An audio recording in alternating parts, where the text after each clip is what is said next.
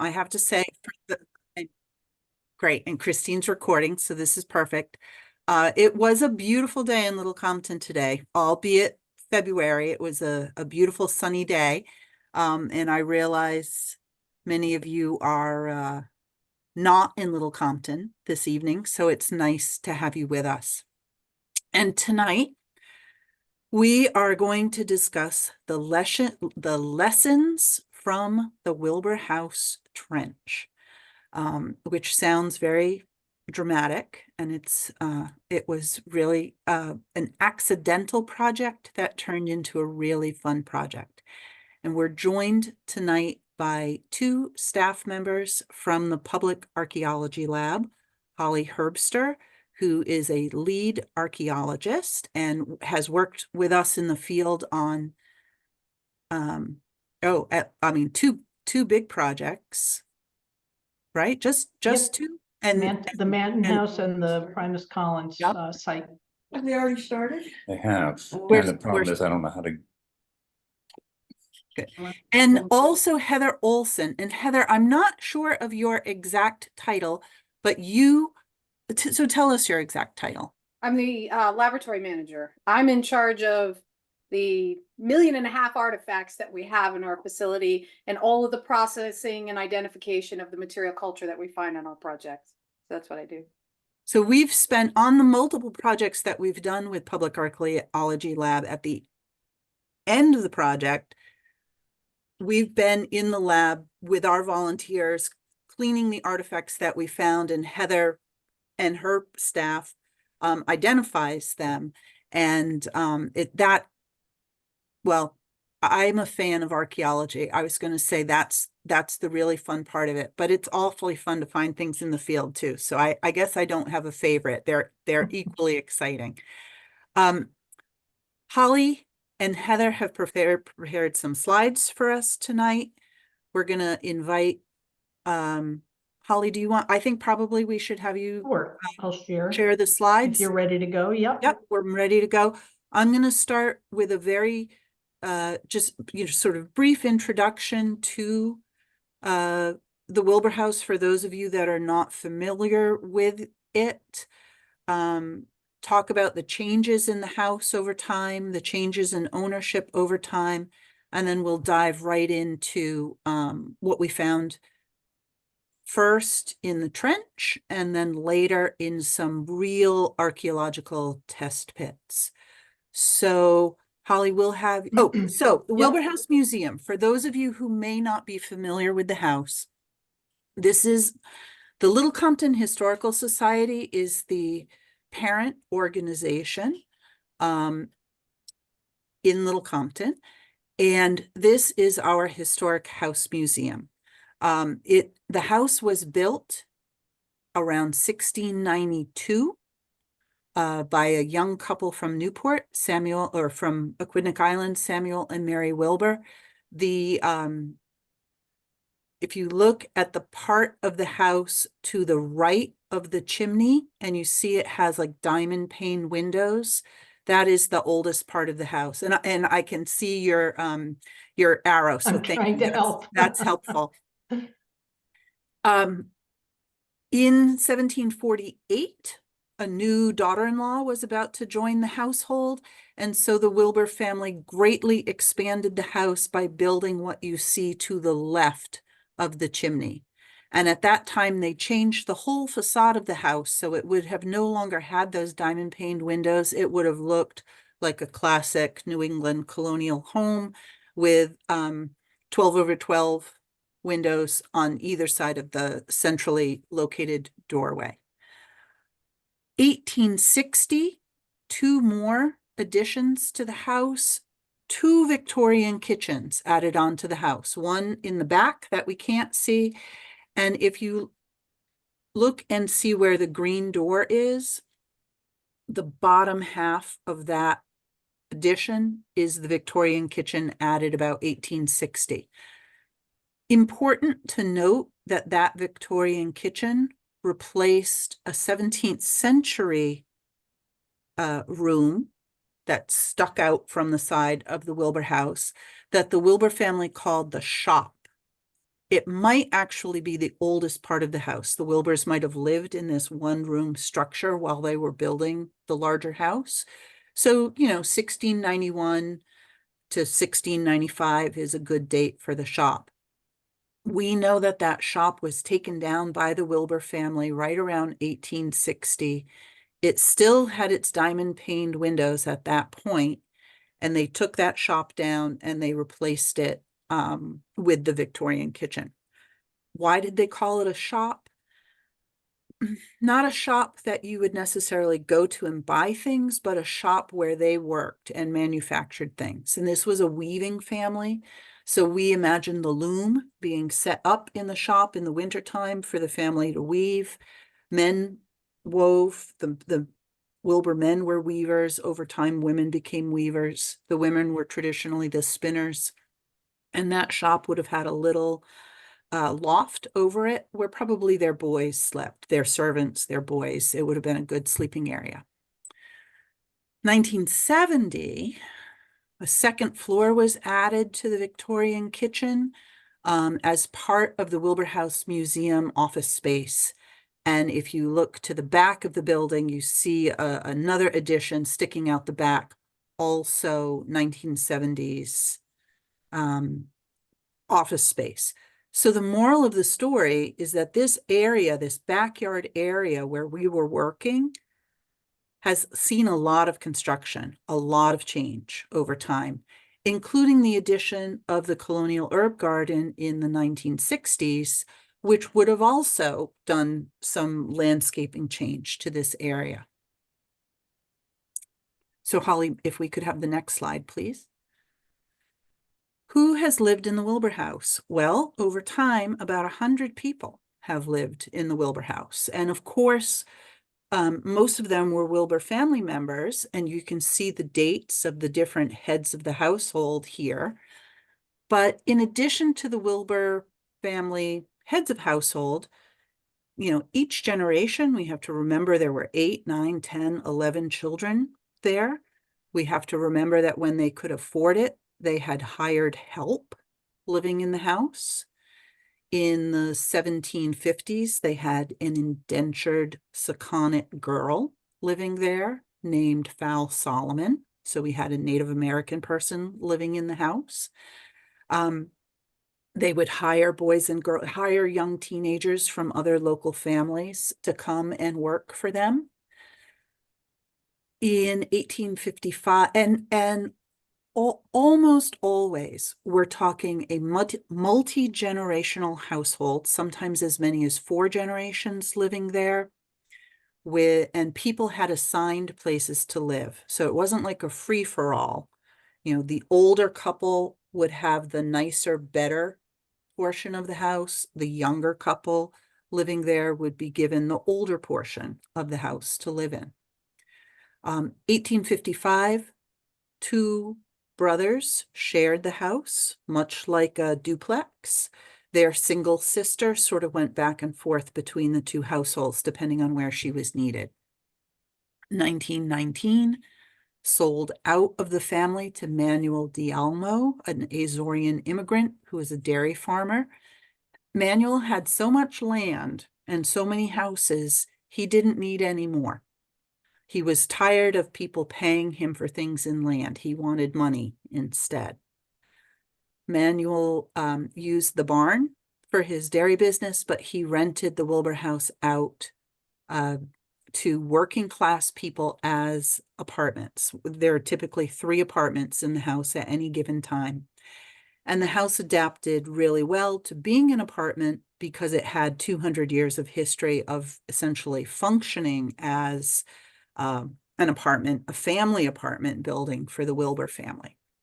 And then in 1955, the Little Compton Historical Society purchased the property, and we continued to alter the landscape. And some of the things we found were modern day things from the construction work that the Historical Society instigated. And we can have the next slide. So in 2022, we're sort of continuing our construction at the Wilbor House. We installed a really wonderful security system. and we needed to run a communication line between the house and the exhibition barn. So here you see the trench that was dug for us, and the pipes that were used as conduits for that cable. And I would say maybe the trench is 50 feet long, 60 feet long.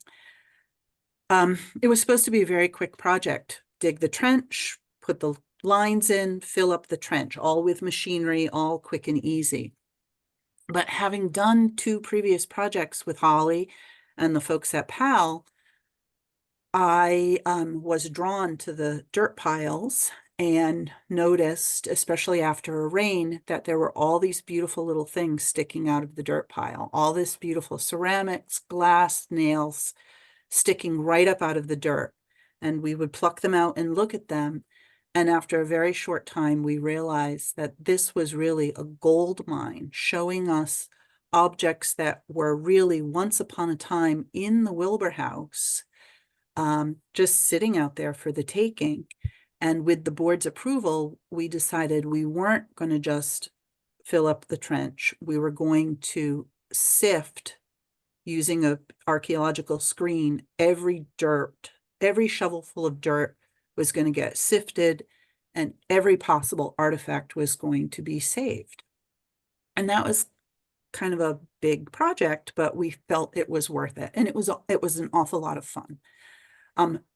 This is artifact recovery, or the folks at PAL would call it salvage, not real archaeology, because our layers were all mixed up because we had used heavy machinery to do this digging.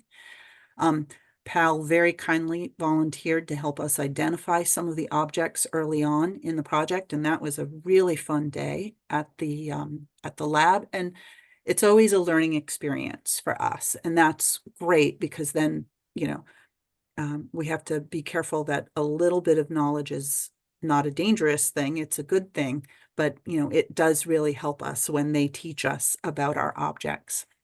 And then we decided it was worthwhile hiring PAL for some real archaeology, just to make sure we weren't missing anything really important before we did close up that trench. And Holly will be talking more about that. So we saw the Wilbor House owners earlier. Again, there were laborers, there were tenants, there was the Historical Society itself. We're all represented out in those artifacts that we found.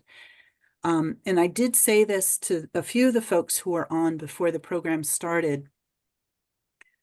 When you go through the Wilbor House, you see a really good representation of life in Little Compton and objects in Little Compton in different time periods. But we cannot say with any kind of certainty that the objects that you see today were once upon a time in the Wilbor House. In fact, they were probably not in the Wilbor House, because in the 1920s, the Wilbor family left the house was cleaned out, and it was used as an apartment building. And those, you know, early 20th century people brought their own furniture, their own kitchenware, their own belongings. These aren't the Wilbor's things any longer. We found some of those new tenants' items out in the backyard. But the things that we're pulling out of the dirt are far more likely to be real Wilbor family items than anything you see in the house when you go on a tour today. So this is where we're really learning what the kitchen looked like at that time. And we are recording this, and we're going to put it up on YouTube. Someone has to leave the group, but this will be available later on. Next, Holly.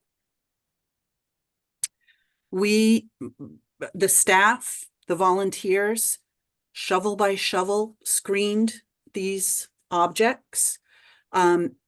We could call it the backyard space. We can call it the side yard space. Holly is going to talk a little bit about an archaeology project that was done in the front yard. So we know a little bit about the front yard. We thought the backyard would be different. This is the area where people would walk, going back and forth between the house and the barn. We think it's more likely to have been a used space rather than the front yard. the little building you see in back of the volunteers is our privy outhouse. I believed the privy was in about that location. I believe the privy was sort of moved all over this location in the side yard. Holly will talk more about that.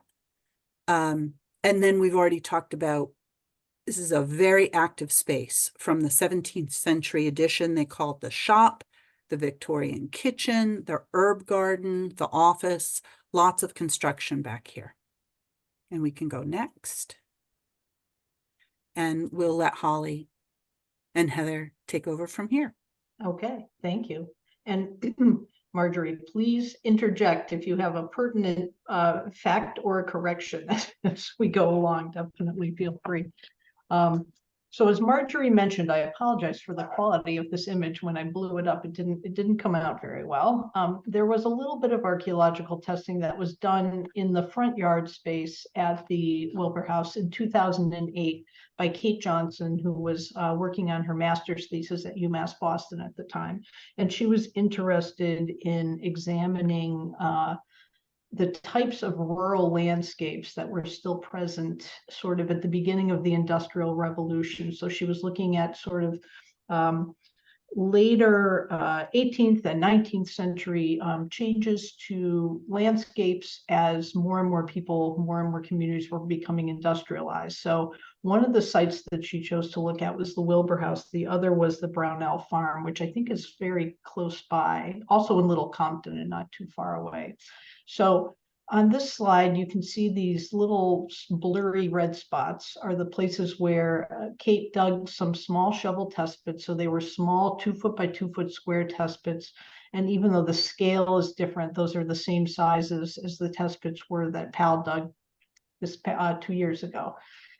Kate also conducted some limited ground penetrating radar and something that's known as a resistivity survey, which essentially both of those are two techniques to kind of examine changes in soil density below the ground surface. They're non-invasive, they don't require any digging, and they're really useful to help identify substantial unnatural or human-made alterations to the landscape. So one of the things, for example, that Kate was able to identify was there was a well located here, and she was able to identify using that survey where the spoils from the excavated trench, the excavated hole for the well were placed. But in general, she didn't collect very many artifacts in the front yard space of the house closest to the road facing, West Main Road facing part of the house. That's really not unusual. As Marjorie mentioned, we primarily expect to find heavier artifact densities in the backyard or the private spaces as opposed to the public facing parts of a yard or a landscape. So typically we see that those are maintained as clear, clean, maybe there's ornamental vegetation, but you typically wouldn't expect to see, you know, trash heaps deposited in the front yard or other types of sort of unsightly landscape features. So the testing that Kate did kind of supported that interpretation, what we expected to find. She did do a little bit of testing right up against the foundation of the second portion of the house that was built. So this is the later portion of the original Wilbor family house. And this western end of the house, she did find some rubble from a stone ender part of the building that used to be there. Is that correct, Marjorie? Was that on this wall, I believe? Right. Yeah? So in 1690, they built essentially a square 19 by 19 foot house. The west wall, so the wall that would face West Main Road, was the stone end of the house. So it was 3/4 of the wall was a stone fireplace. And the Wilbors would have had that until about 1748. They disassembled the stone fireplace. Kate discovered that they used those stones as the foundation for the new addition to the house. There also seemed almost to be like a little stone patio feeling going on, maybe a workspace for them with the fireplace stones. And then they incorporated some of the stones into the new brick fireplace, which is very interesting. When you tour the house, if you look up the fireplace or look into the fireplace, some of it is a mixture of brick and stone all the way up into the attic. And why people would do that, not really sure. I mean, save money on bricks. We can only speculate. But that was a major change to the house in 1748, and Kate was able to explain a lot of that for us. Great, thank you. So basically, very low artifact density, and the majority of what was collected during that 2008 testing was architectural material. So it was window glass, it was mortar, it was brick fragments, very little in terms of domestic materials, not the same kind of densities or variety that we saw when we went back to the site in 2022. So this slide on the bottom, these are the areas where PAL did our testing, and the units are not entirely to scale, but we did end up starting with some small 2-foot by 2-foot squares and then enlarging some of them as we identified cultural features. So when I use the term feature, that's an archaeological term that essentially describes something that is human-made but is not movable. You can't pick it up. So for example, a trash pit, you can't just scoop it up in your hand. You would have to take it apart bit by bit. A stone hearth would be an example of a feature. So something that's human-made, it can be removed in pieces, but you can't actually pick it up. So by way of reference, this is sort of the approximate location of the trench, which continues along over to the barn. And then we'll talk a little bit about each of these locations where we did our testing. Marjorie helped to identify the locations that she was most interested in for our limited test pits, but we also tried to place test pits in a few different areas to see if we could identify any patterns in the material that we were finding, if we could identify any remnant structures, sheds, outbuildings, different locations where a privy may have been in case it moved around, different types of landscaping. And we also didn't want to do a tremendous amount of archaeological excavation because this is a site that's being preserved, other than the utility trench that needed to be excavated. We don't want to just do archaeological digging for the sake of digging to just collect things. While it's cool and it's great to find out more about the Wilbors and the people who lived in the house, the work that we do as archaeologists, while it's careful and it's done in levels, it is destructive. So essentially, once we have excavated out one of our small test units, we can never replicate that ground surface. We can never put those artifacts back in the ground exactly as they were originally deposited. So for a property like this that's being so carefully preserved, we wanted to limit the amount of destructive testing that we did and really focus just on a few areas to try and collect some minimal information. So the test pits are blown up here sort of to show them better for scale, but the testing units were really quite small. So as Marjorie mentioned, the trench was primarily screened by volunteers on a couple of different public days, and you already talked about that a little bit, Marjorie, but over a period of months, I think it was, right, that the trench was screened sort of, and I think every time it rained, probably some more material would be pulled up and cleaned on the surface. So it was a process that went on before, during, and after the 2 or 3 days that PAL was on site doing our hand testing. All of the materials were cleaned and sorted in Little Compton at the Wilbor House, and then a selected number of those came to PAL for cataloging. We'll talk about that a little bit more in a couple of minutes. So the first area that we focused on with our testing was this yard space that is kind of in between the existing buildings that are here now. So this area right here that I'm pointing to, the circle is around, it is not adjacent to the oldest part of the structure, but we are adjacent to 2 different episodes of kitchen making and kitchen use. And so as archaeologists, we were excited to do some testing here, hoping that we would find some, what we often refer to as kitchen middens or kitchen waste. Essentially you're working in the kitchen and out the back door go your food remains, or sometimes materials that have broken while you're making them. You'd be surprised at how often you find a good amount of refuse really pretty close to the kitchen door. It's not really an exaggeration to say sometimes we find that. So we excavated one unit adjacent to the long kitchen, which is this building here. So this is the long kitchen, and the test pit is right here on this back part of the building.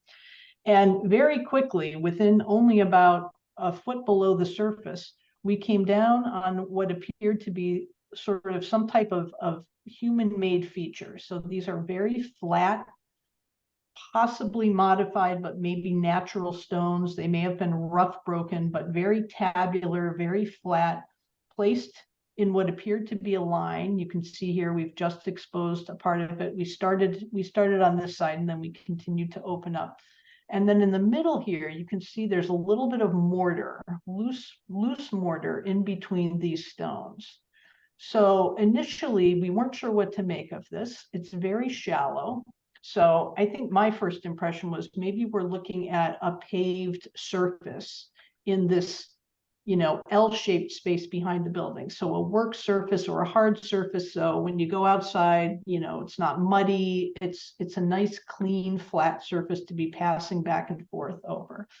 But typically, jump in, Heather, if you disagree with me, but typically we wouldn't necessarily expect to see mortar if we were just looking at a field stone surface. You usually just see the stones kind of placed near each other with earth around them. They're set down into the earth, but mortar isn't something that you would necessarily expect to see. She's nodding her head, so I'm going to proceed as though we're in agreement on that.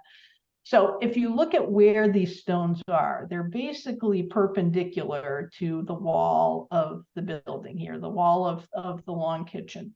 So one potential interpretation is that this may represent a very shallow footing for some type of temporary or maybe unheated L or shed or some short-term addition that may have been extended out from the back of the long kitchen at some point in time. Maybe not even enclosed, maybe just something that was seasonally used.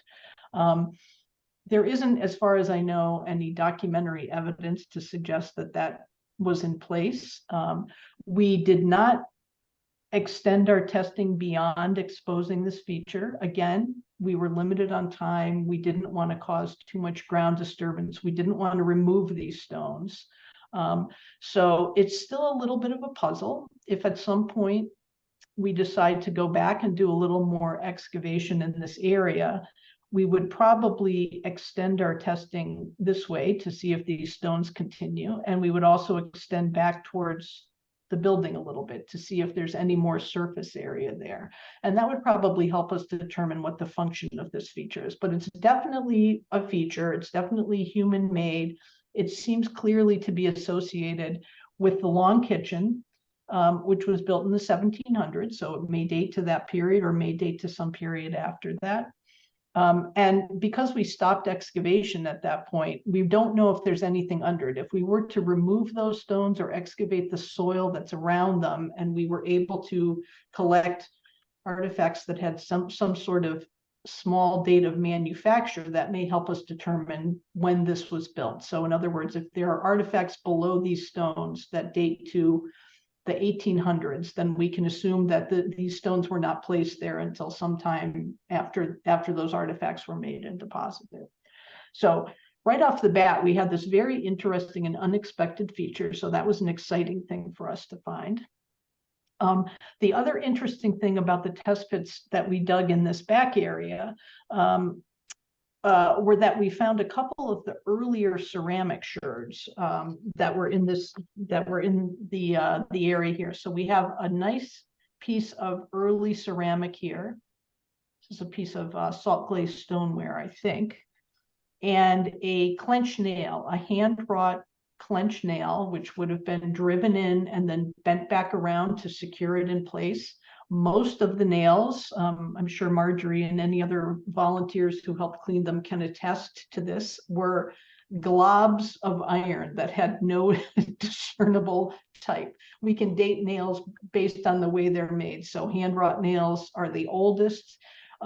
They're the least uniform type of nail. They have certain distinctive features that identify them as being made prior to 1700. Then we have machine cut nails. They're much more uniform. They were made, in the gajillions. So you find them on sites, throughout New England and elsewhere.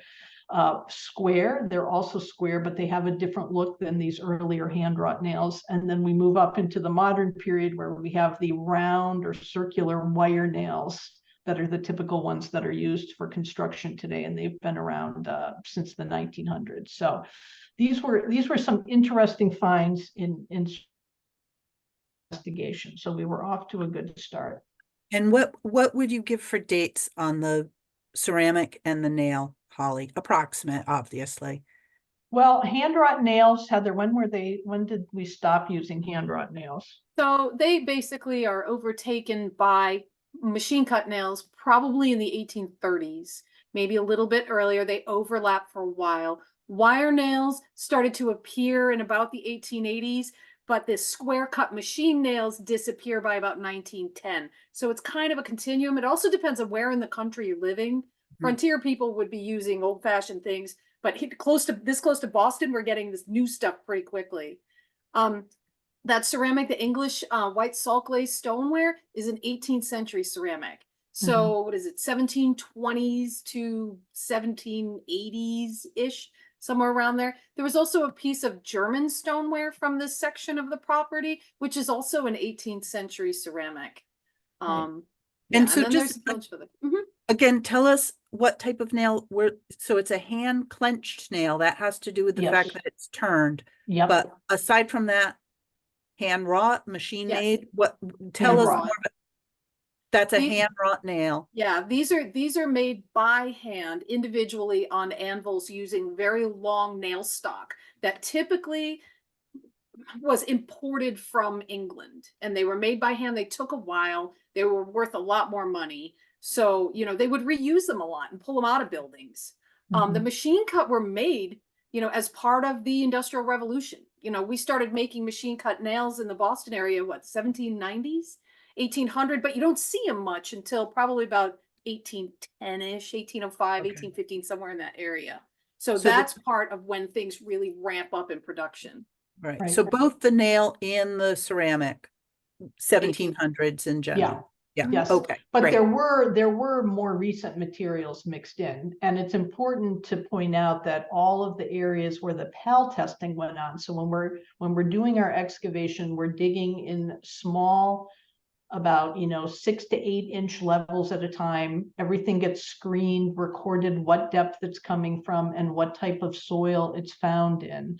And what I can tell you was a pattern across all of the tested areas here was that the majority of the artifacts were found within the top 12 inches of the soil below the surface. And we did not see a stratification of objects. So in other words, you would expect on a site that over time, so people deposit trash or they drop something, soil builds up over the space of decades, centuries. So in archaeological sort of practice, the materials that you find closest to the surface, closest to the current ground surface, are typically the most recent. And then as you dig down, you're kind of going back through time, and you expect to find the oldest artifacts in the lowest depths of the area that you're testing. And this applies also for sites where indigenous people utilized the landscape before the Europeans arrived. So again, if a site has been undisturbed and it's just sort of naturally soils have built up over time,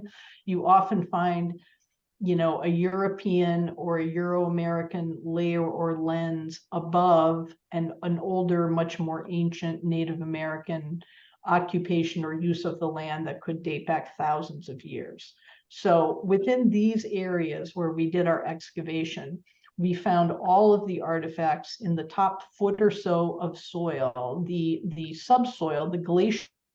We get to the light yellow colored glacial soil. We know that we will not find any more human disturbance to the ground below that depth. That soil was created and deposited when the glaciers passed through here between 20 and 12,000 years ago. So we stop when we get to that undisturbed, naturally formed soil.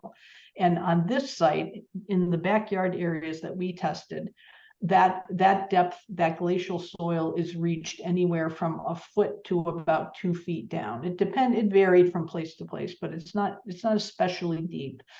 And so what I think we're seeing when we look at where the artifacts are coming from is that because of this continuous occupation over several centuries with hundreds of people passing in and out of the house and the yard spaces and working, you see a lot of soil disturbance, even if it's just feet, sort of walking back and forth. It doesn't need to be really extensive soil excavation or digging to kind of churn artifacts through the soil. So if you picture your 19th century barnyard with on a muddy day when somebody steps outside and their foot sinks down 4 inches into the mud and they're sort of traipsing through, and you pick up your shoe and a clump of mud comes with you as you walk along. Those are all things that over the last 200 years have helped to move some of these artifacts around a bit. So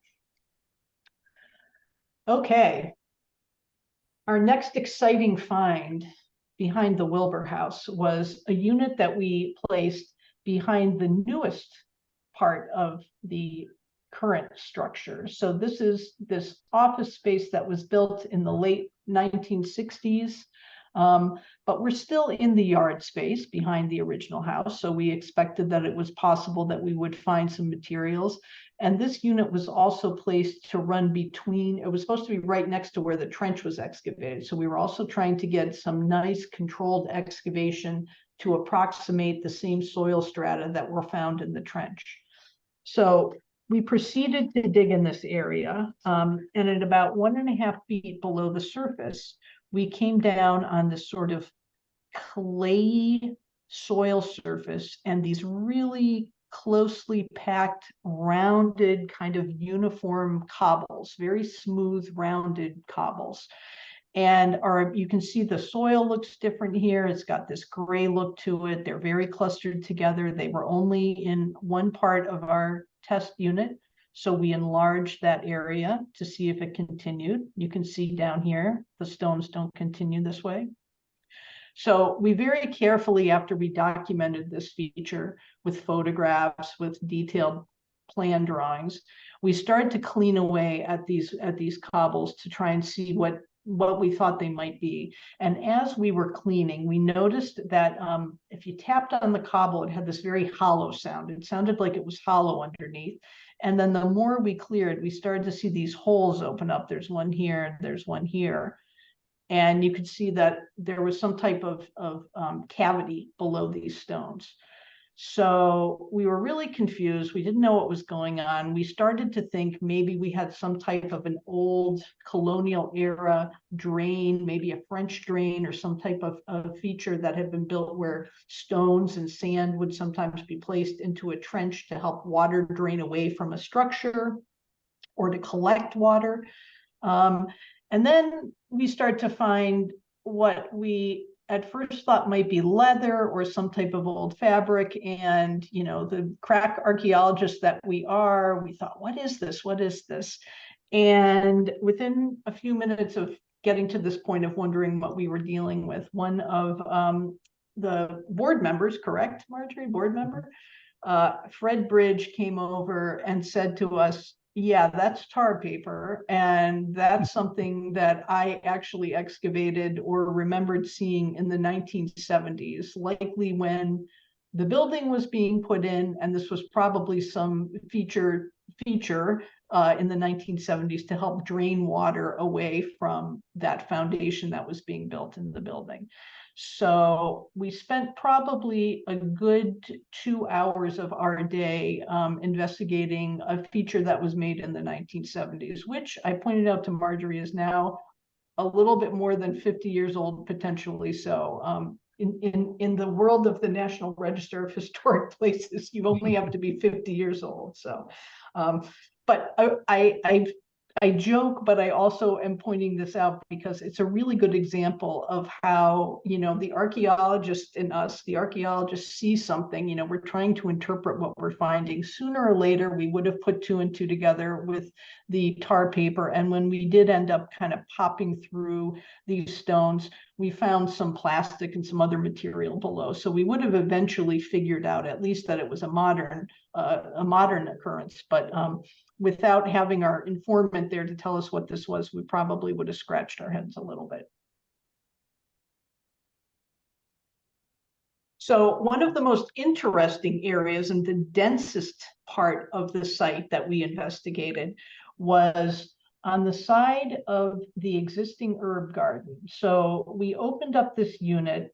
I know Marjorie was very interested in putting a test unit here because this was sort of the closest point that we were going to be to what would have been the oldest part of the structure, the porch, I believe you referred to it as, Marjorie, that may have been occupied by the Wilbors before they even built their permanent house or their first larger house. Now, the herb garden is a modern creation, and certainly there's been some disturbance in the soil was cleared out to create the herb garden, the stone wall was built. But we took our chances. We excavated this unit right next to the wall, and we came down on at about 16 inches below the surface. So down on a very, very tightly compressed, it was less than 8 inches thick, very thin lens of highly compacted, compressed artifacts. A lot of pottery, pieces that were just stacked on top of each other with no soil between them, basically sort of crunched down together. The ceramics were very, very fragmentary. A lot of the ceramic pieces, you can see a few of the materials here on this tray, but a lot of the ceramic sherds, actually the surface layers were coming off. They were kind of delaminating, as we say. The paste itself was kind of cracking into pieces.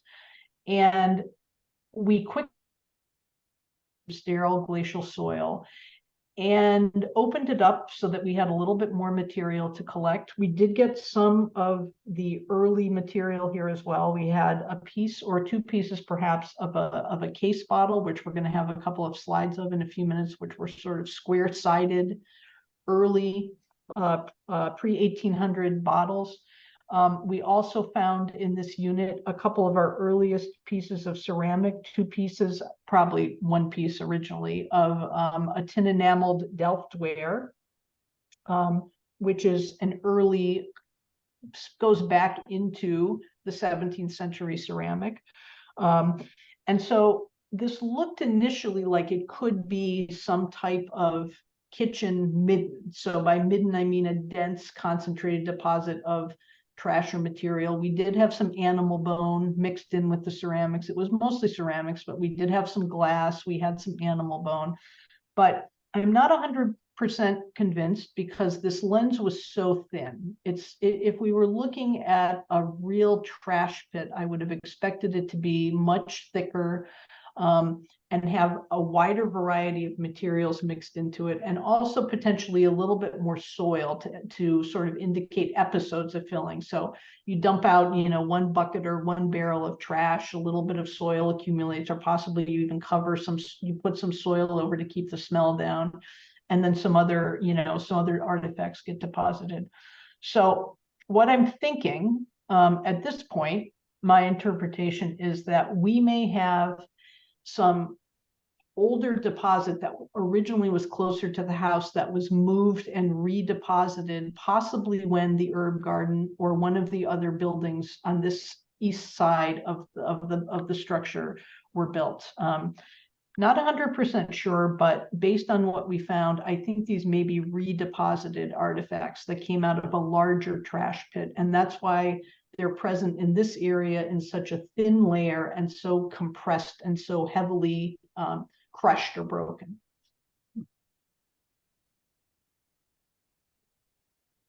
We excavated 2 units near the outhouse location.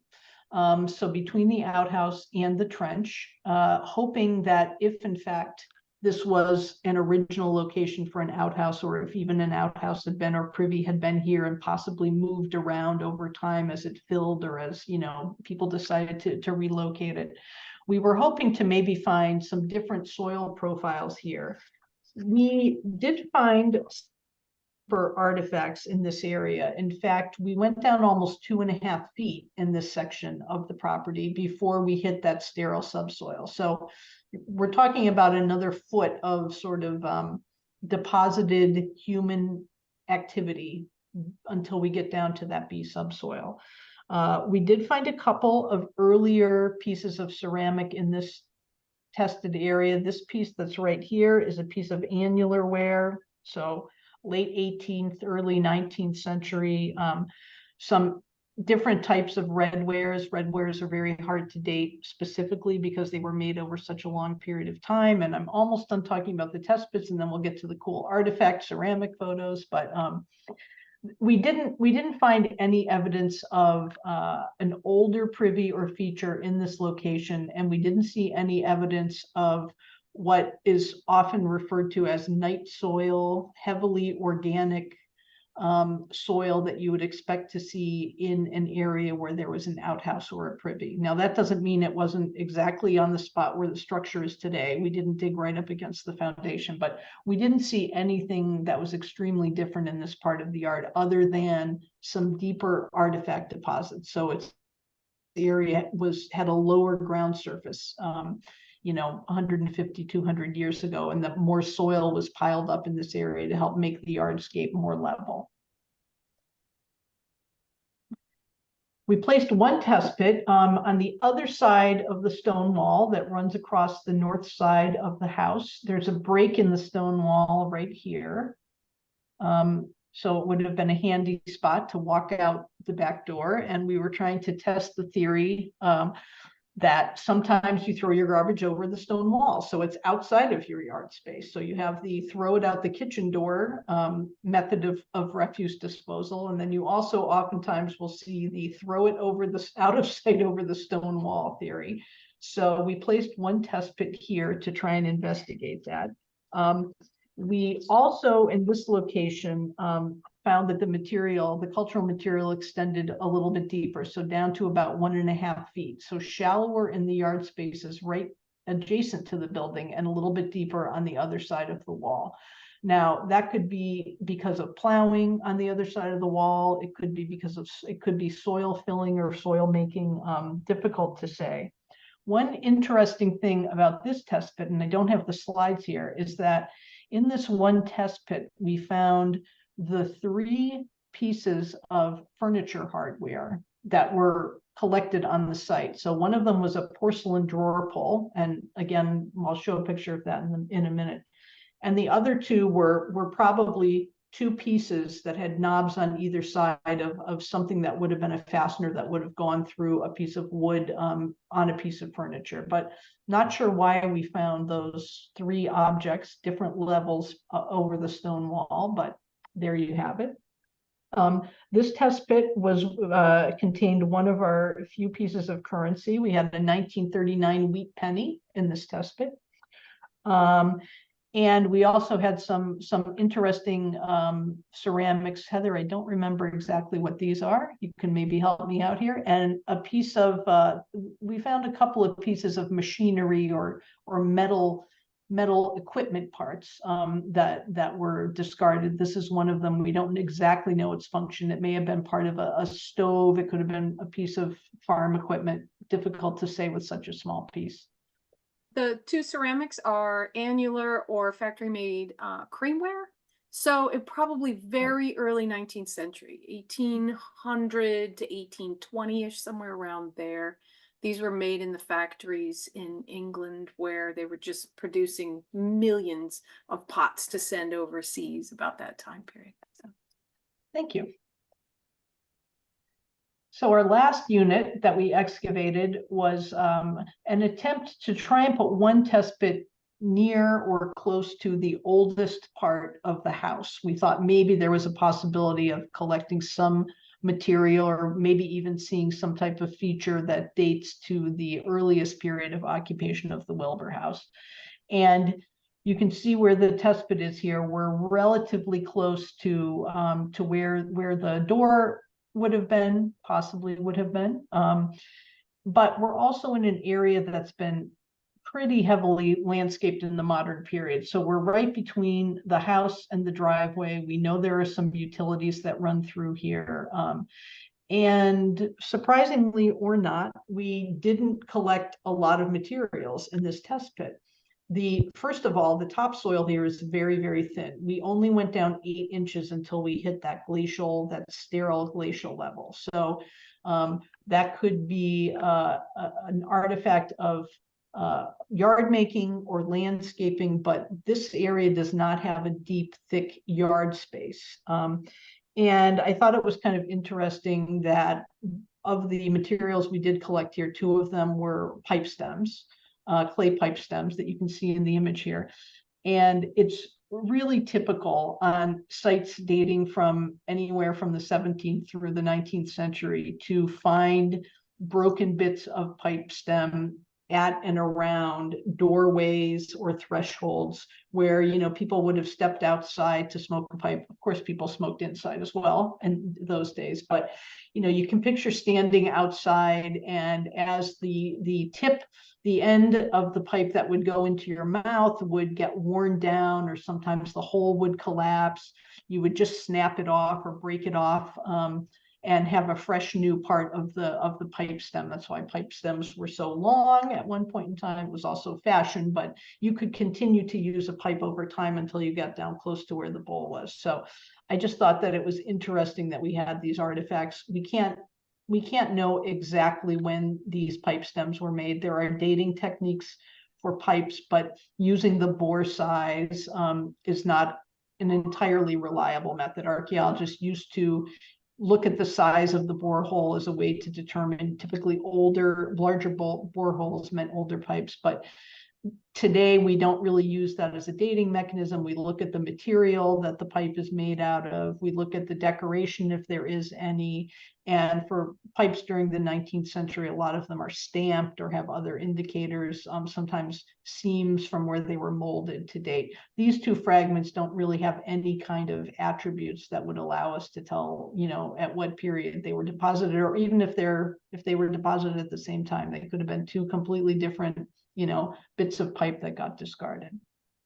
So with that, we can move into the discussion about some of the cool artifacts that were collected. But I'll step back for a second and just kind of reiterate what Marjorie had talked about in terms of how the processing for this project went. In a typical PAL archaeological project where we're doing the excavation, and I also apologize, I don't think I mentioned at the beginning that all of the days of PAL fieldwork, all the photos you saw of people doing excavation, a PAL individual was partnered with 1 or more volunteers. So we did all of the test pit excavation with volunteers, helping with every aspect from digging to screening to filling out tags and profile forms. So it was a truly collaborative effort. It didn't just start in the lab.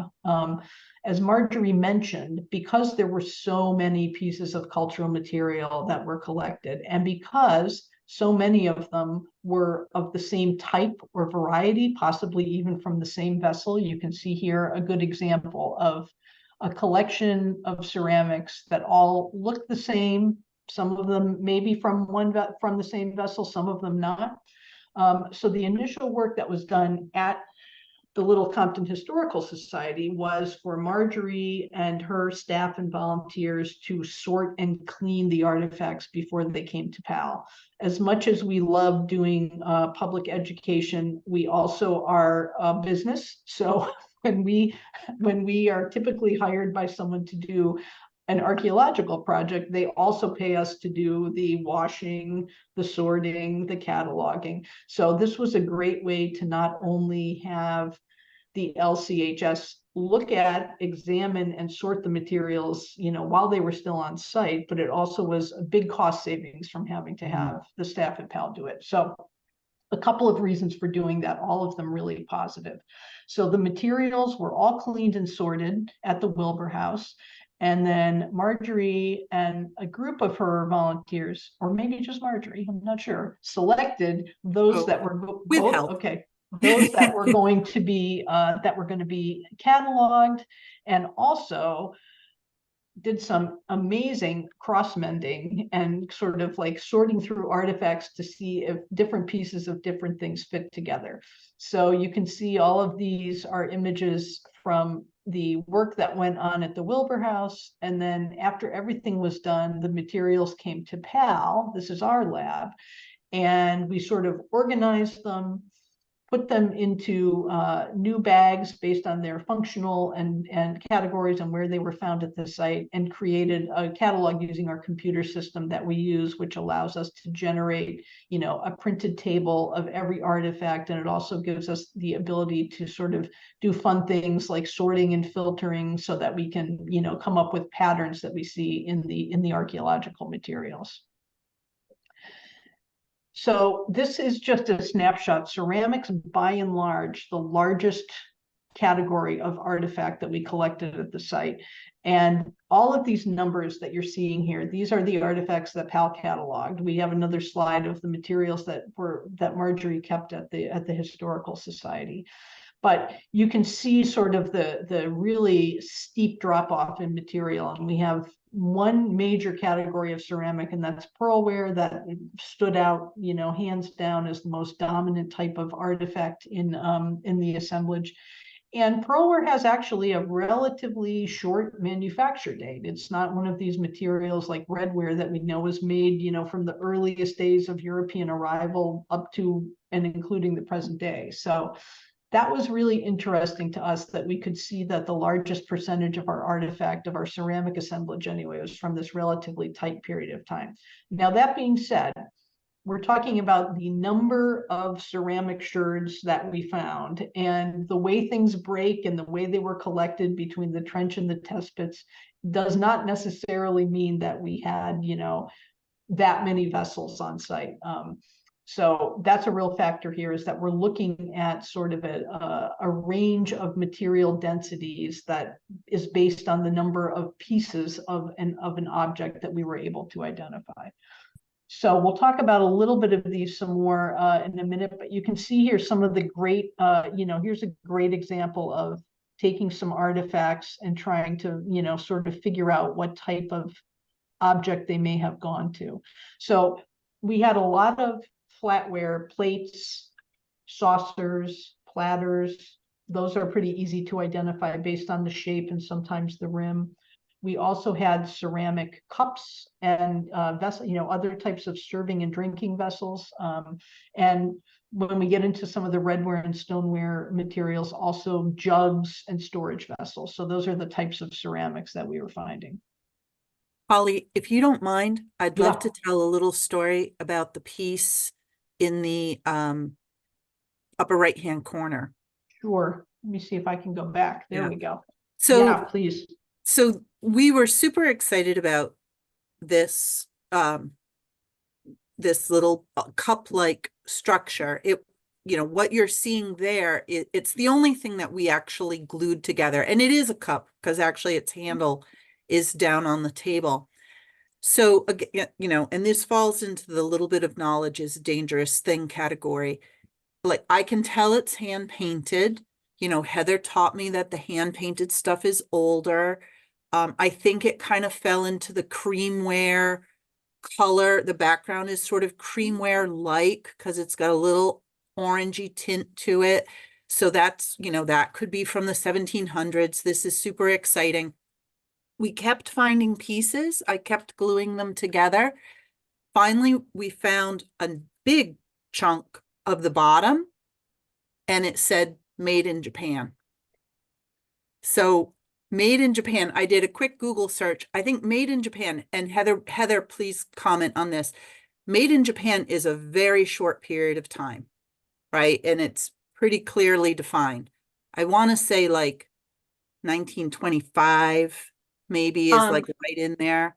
Yeah, they in the early 20th century, anything made in Japan would have said Nippon or made in Nippon. In Okay. 1921, they changed that name to Japan. Okay.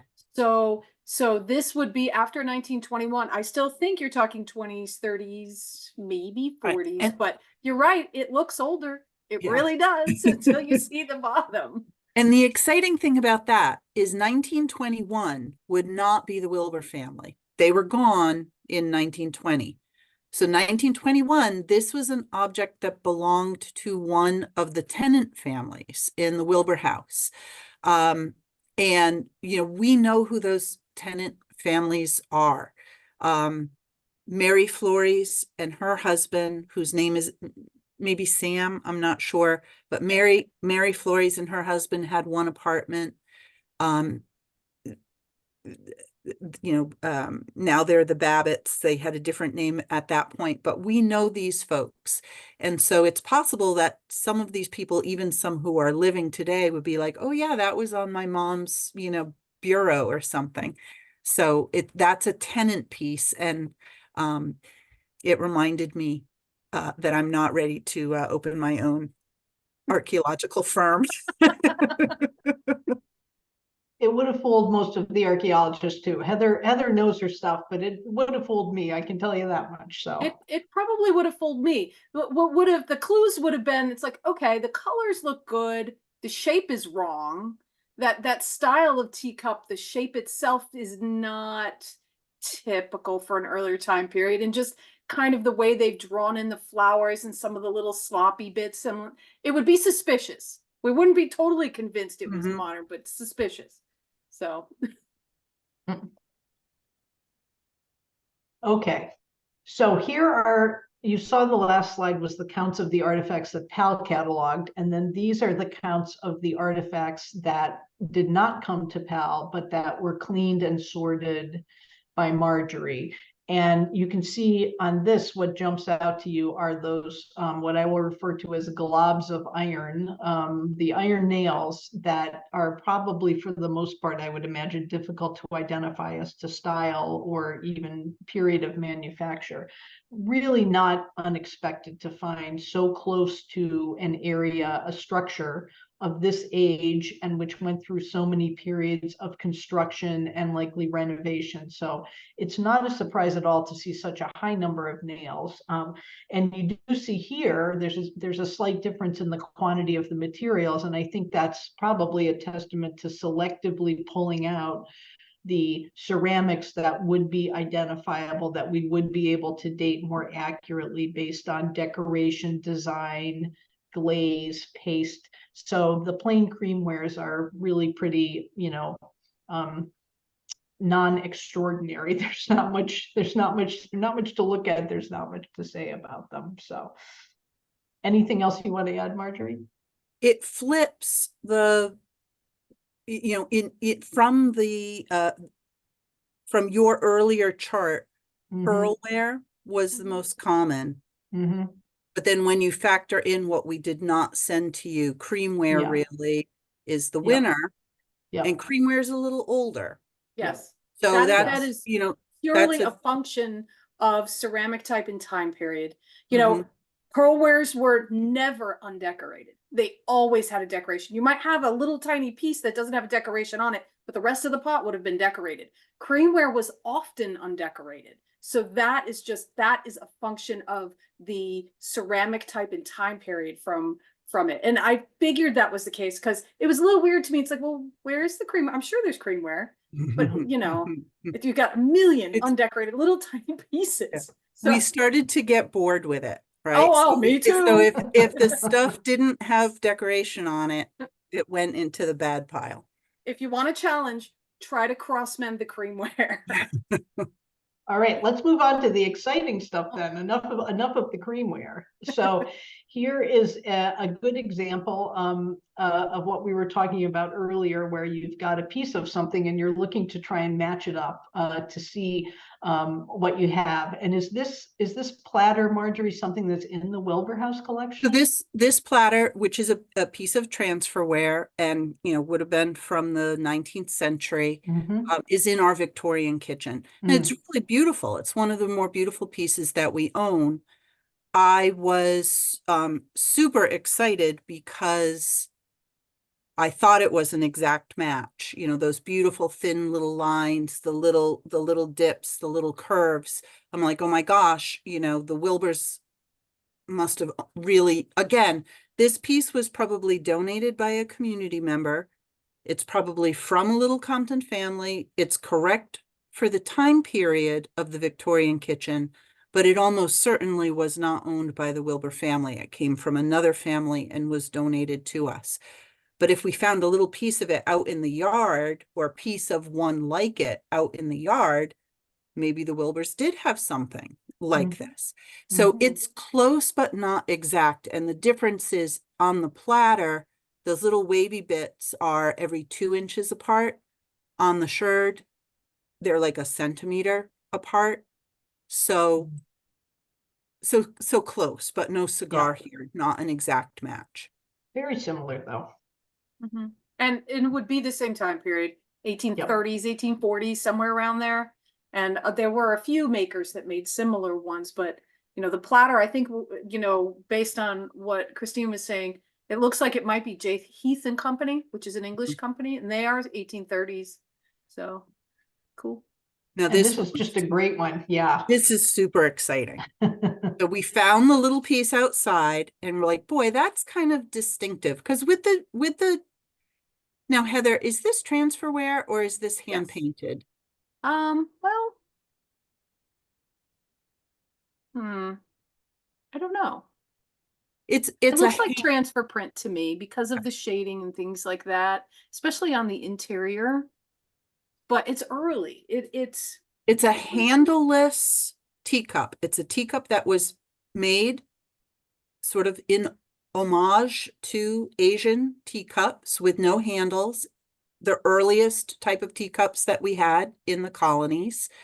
And then people decided they preferred a handle, so we switched over to that.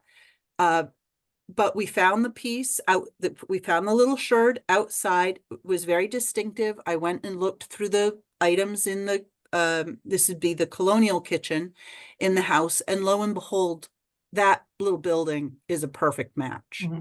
So we know that the Wilbor family owned a teacup just like this one. Again, this one was probably donated by another family. That cup, which now lives in the Wilbor House, probably did not live in the Wilbor House when it was in actual use, but the Wilbors had one just like it. And I think that's a really neat reminder that all of our Little Compton families were shopping from the same stores, either in Little Compton or in Newport, which would have been their main commercial center. You know, the ships were coming over from England loaded with the same products that, you know, many families in Little Compton and the surrounding communities would buy, and people would have the same sorts of things.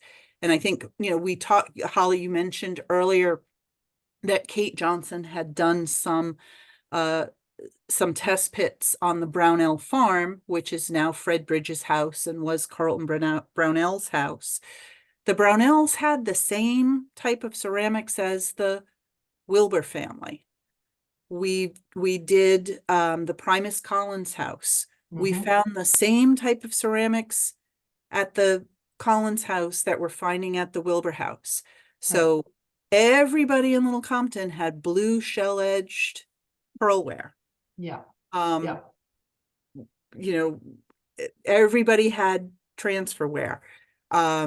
There was a lot of, you know, I think of it as like the Corelle dishes of the 18th century. Everybody's got them.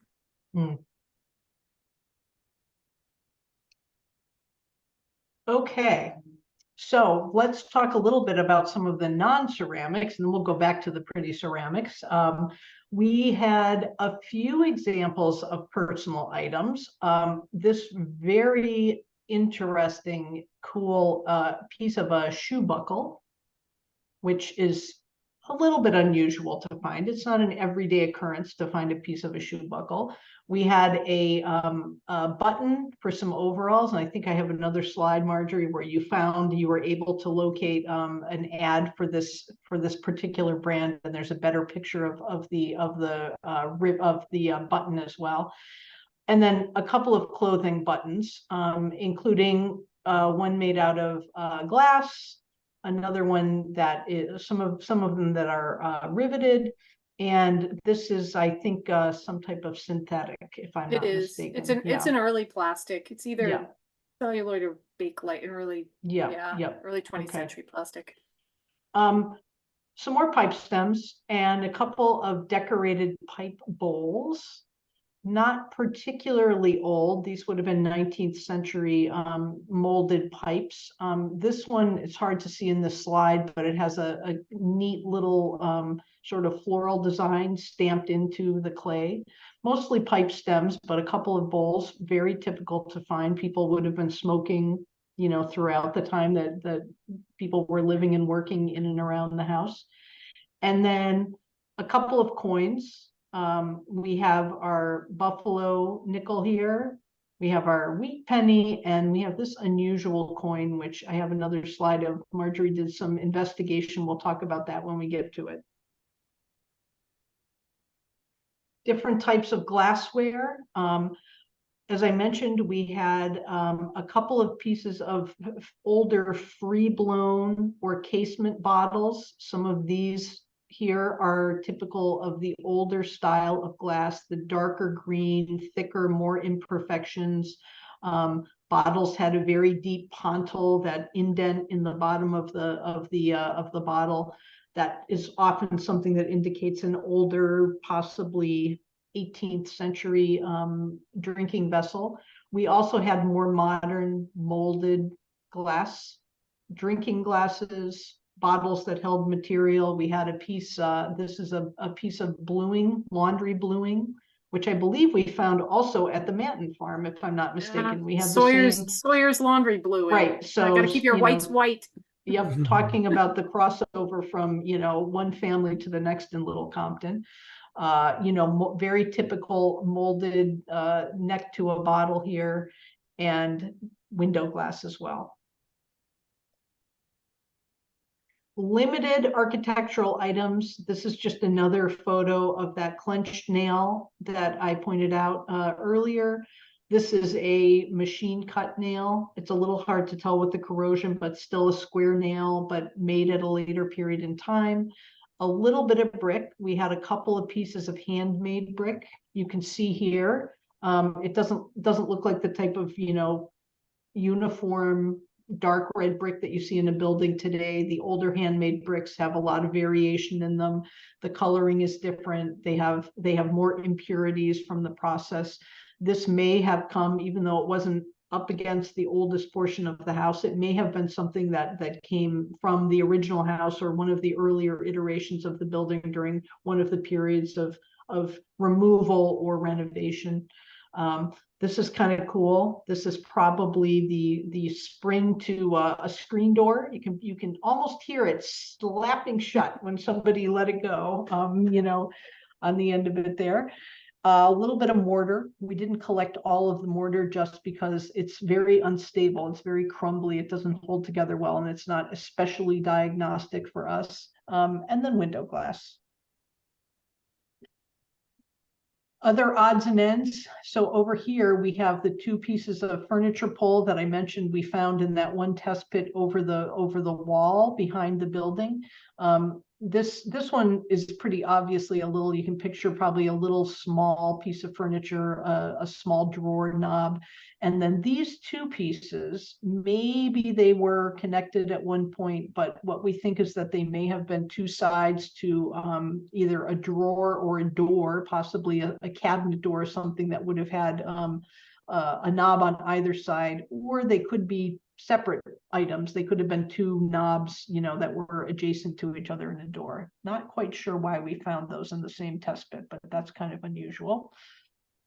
Despite the fact that, I don't know, what were there, maybe 50 children that lived in the Wilbor House over its long history. I feel like every family I read about had 7, 8, 9, 10 children.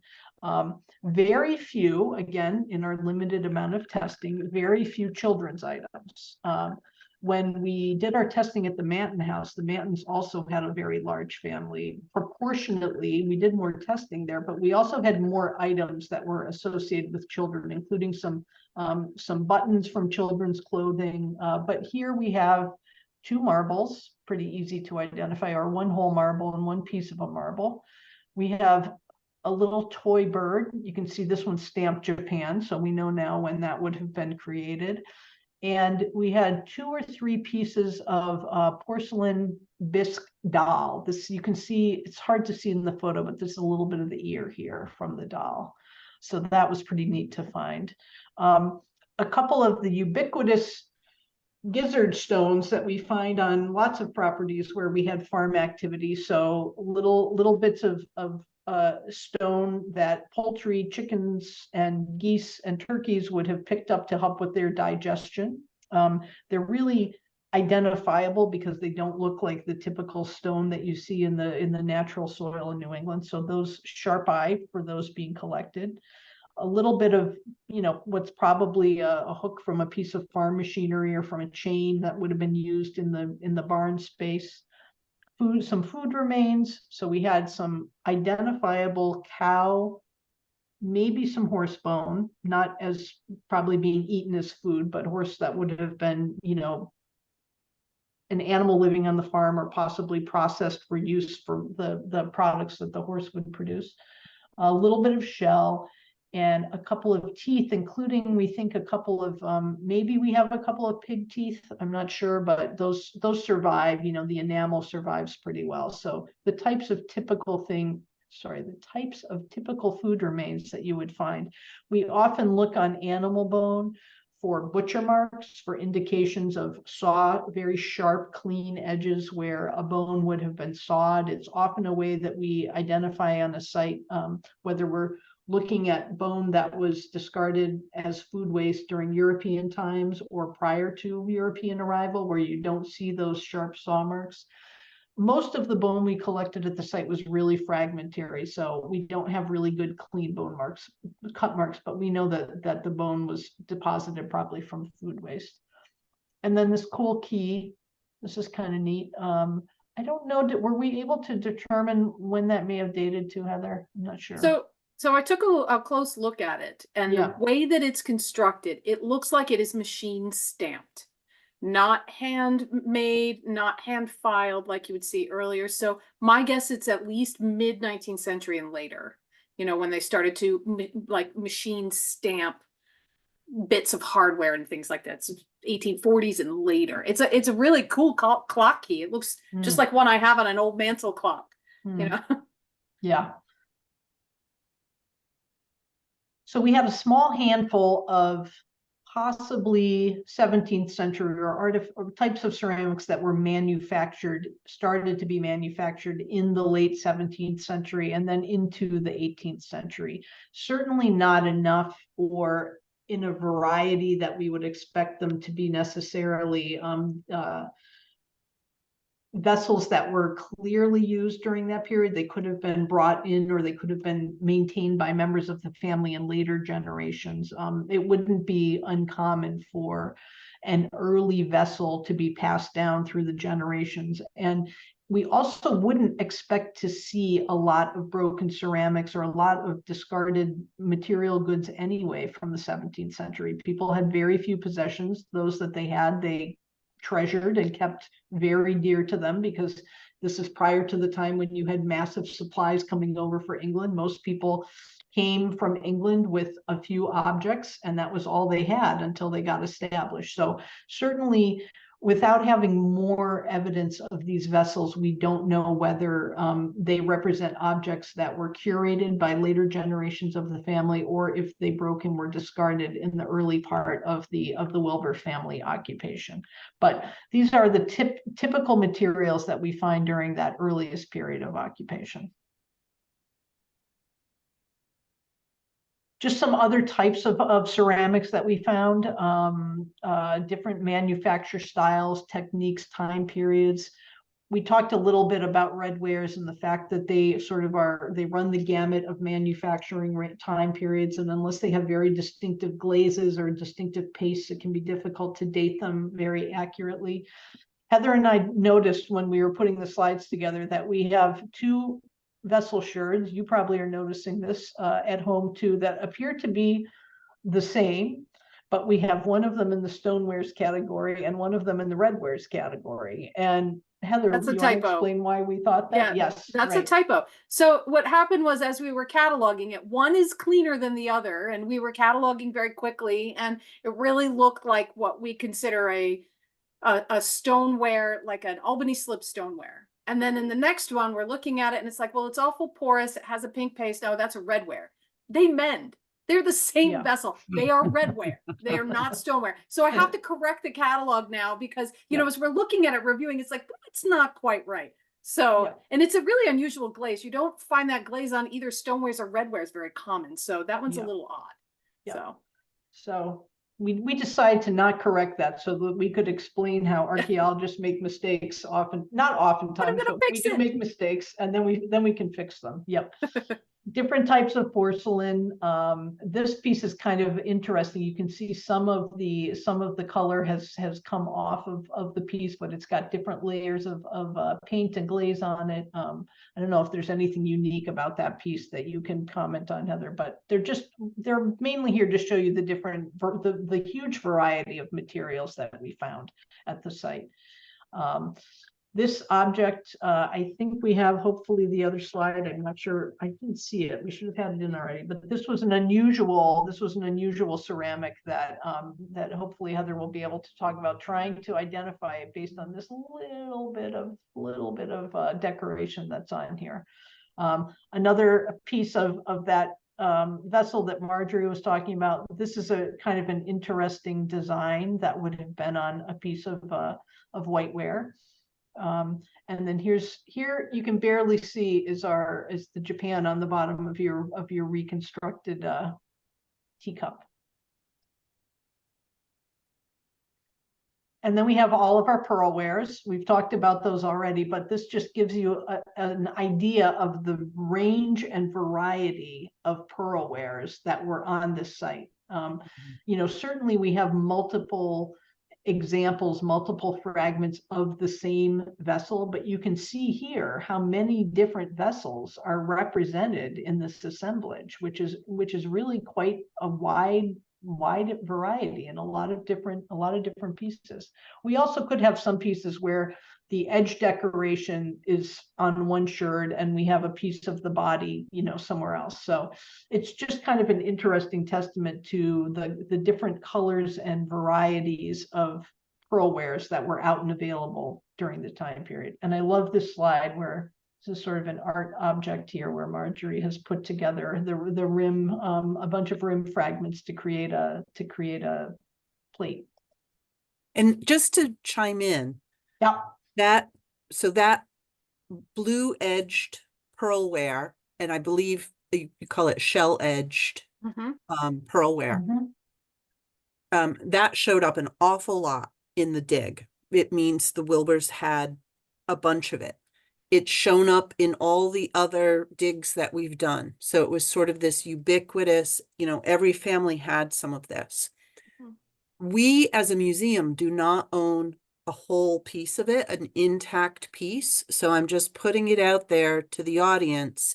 If anybody has a blue or green, or they even made it in red, sometimes shell edge plate or cup or something that they would be willing to part with, please consider lending it to us, donating it to us, because it would be really nice to display it in the museum and explain to people that this is something the family would have used. Just to jump in real quick. So one of the things that I noticed with this entire assemblage, with all of the hundreds of ceramic sherds and everything else,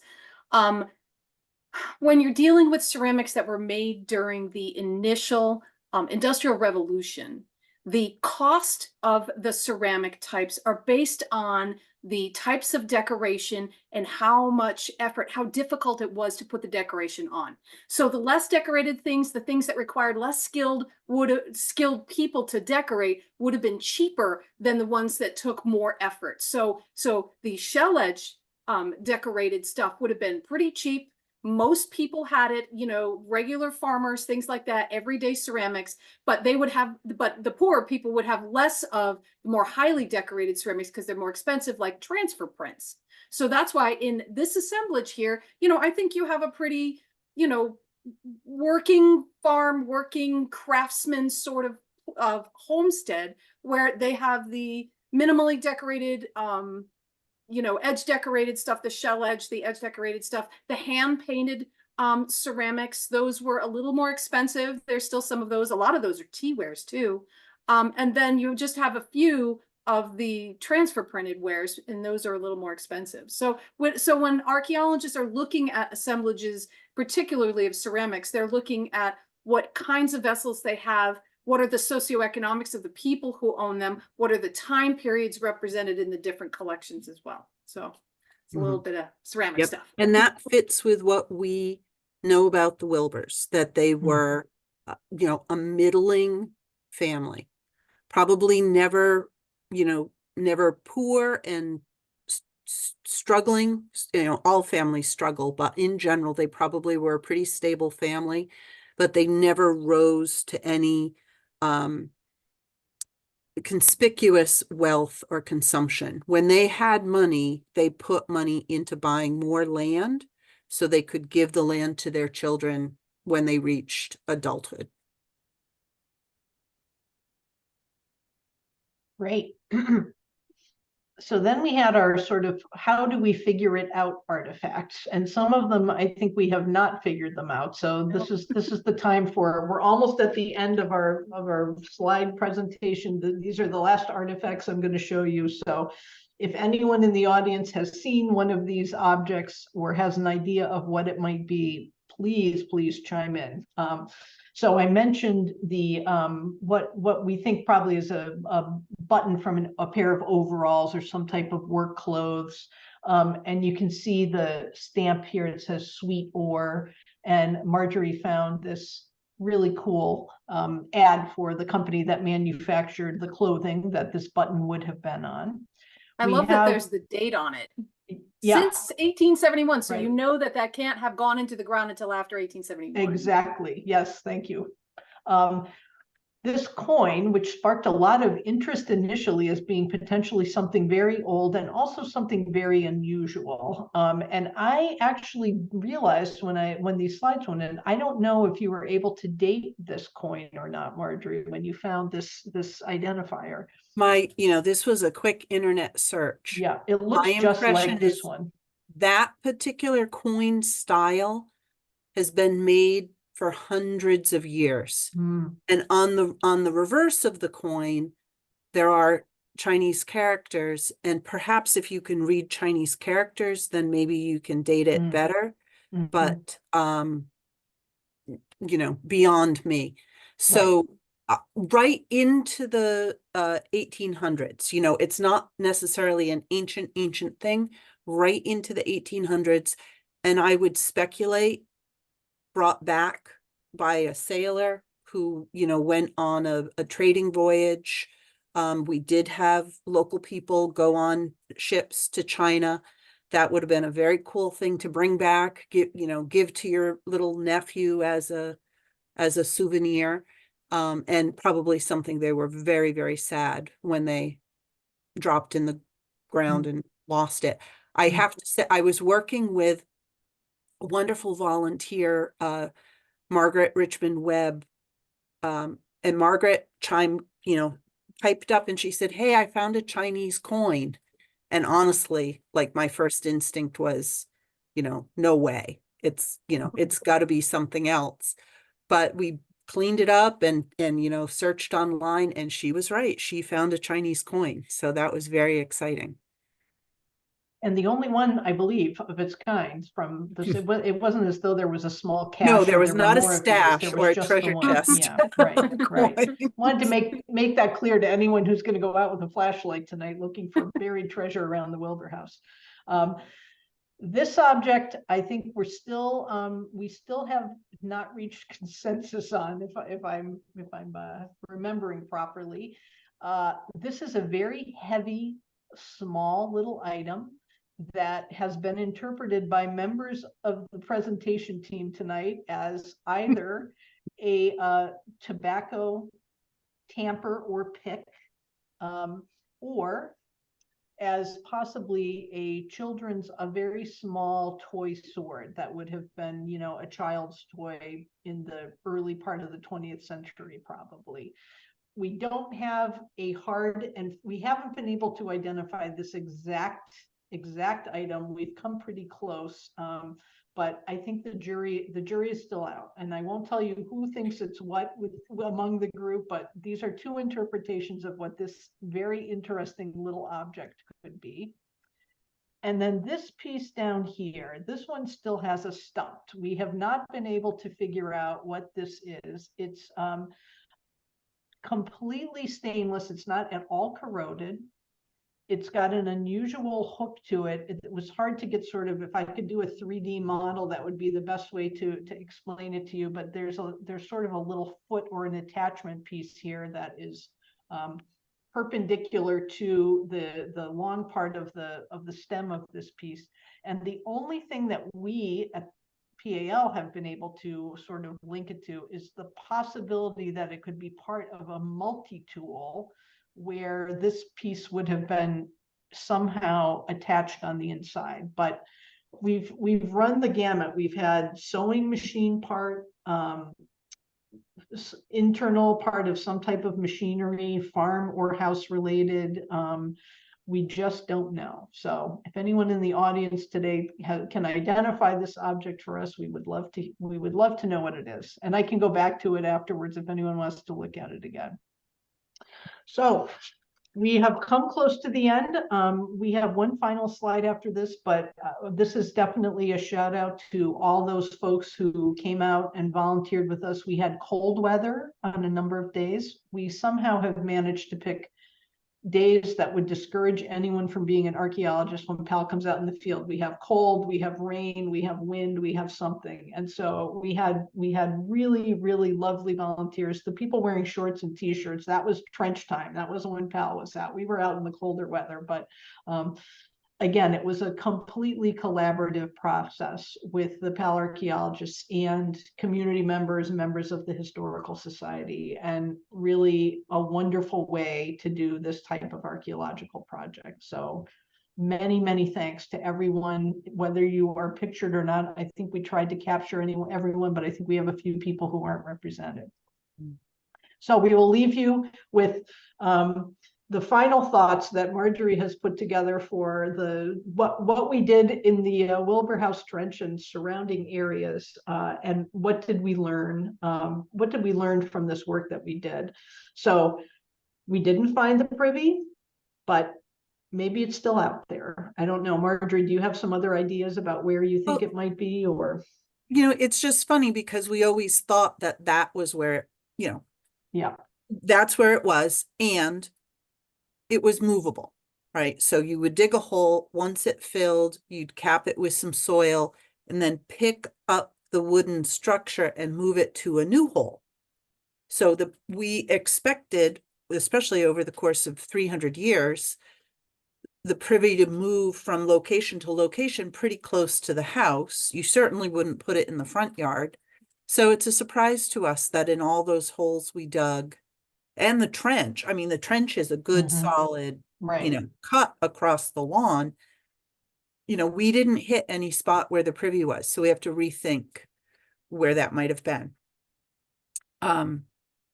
We also felt a little, you know, like, oh gosh, we just dug a trench and we, you know, maybe we ruined this great archaeological site. But then when your test pits also showed like churned up, Yes, no real datable layers of objects, we felt better about the trench because clearly that area has just been so disturbed. right. You're not going to get good dating from the Yep. layers anywhere Yep. out there. Yeah, the backyard versus the front yard is a very classic and typical thing to see on a site dating from this period, especially when you have that main thoroughfare that the house runs by. So this house isn't set back in the woods somewhere where sort of the yard space is being used, you know, for everyday activities. Like I can't picture that the laundry would have been put out on a line in the front yard when you've got, you know, the main road going by there. So it was really great that we had that little bit of testing information from Kate Johnson's work. It was a great way to sort of compare and contrast what she saw in those test pits, those test units that she excavated, with what we found in the, you know, out of sight backyard space. And there really is a distinction in sort of the density of artifacts and also the fact that there's been all that sort of not disturbance, but all that use in the backyard. And it doesn't seem like, based on looking at Kate's information, that the front yard has that level of churning going on with the soil, that it was maintained pretty much as open yard space for the majority of its history with the Wilbors and then beyond. I wasn't surprised to see the trash that close to the house.